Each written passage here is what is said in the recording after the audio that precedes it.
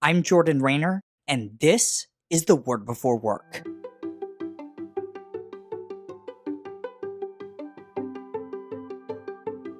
Today we're reading from Deuteronomy 8:17 through 18. Here's what it says.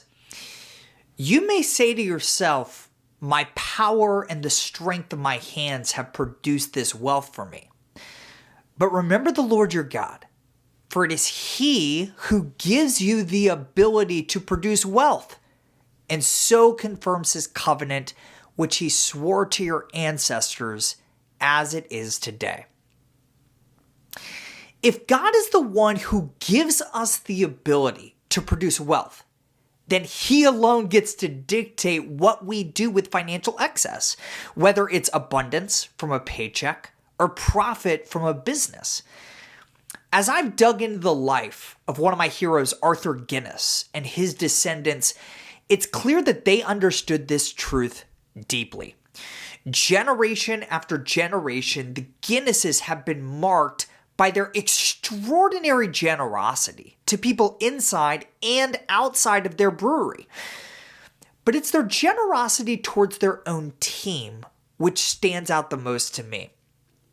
In addition to paying wages 10 to 20% higher than average, Guinness has been known to provide employees with everything from subsidies for funeral expenses to educational benefits, paying for kids' college education, and of course, a guaranteed 2 pints of Guinness beer each and every day.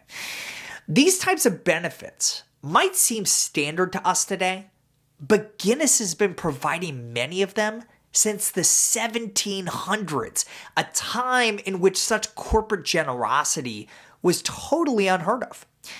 In the words of one Guinness biographer, quote, "The generosity of Guinness seemed unlimited," end quote. Nowhere is this more evident than in what the firm did in the late 1800s. So at that time, Dublin was really the Calcutta of its day, a city that was beset with filth and disease. One young Christ-following doctor named John Lumsden believed that Guinness could be part of the city's solution. Lumsden had these radical ideas at the time about public health care and the duty that corporations had to the poor. So the board at the Guinness Company hired Lumsden to come on board as the company's chief medical officer. That's when Lumsden proposed something unthinkably audacious.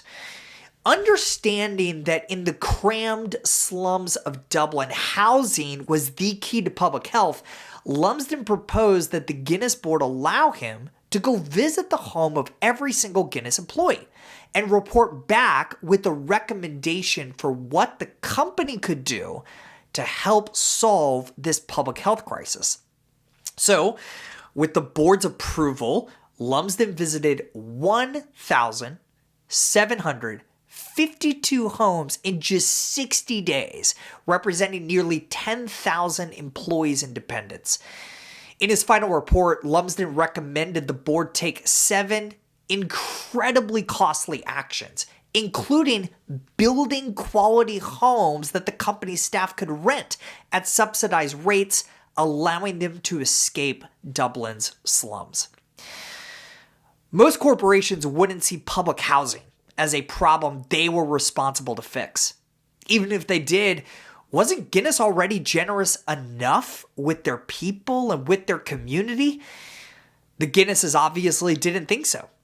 Due to the faith of their founders and their understanding that they did not create their wealth in the first place, the Guinnesses approved most of John Lumsden's plans and were credited largely for lifting untold numbers of Dubliners out of poverty.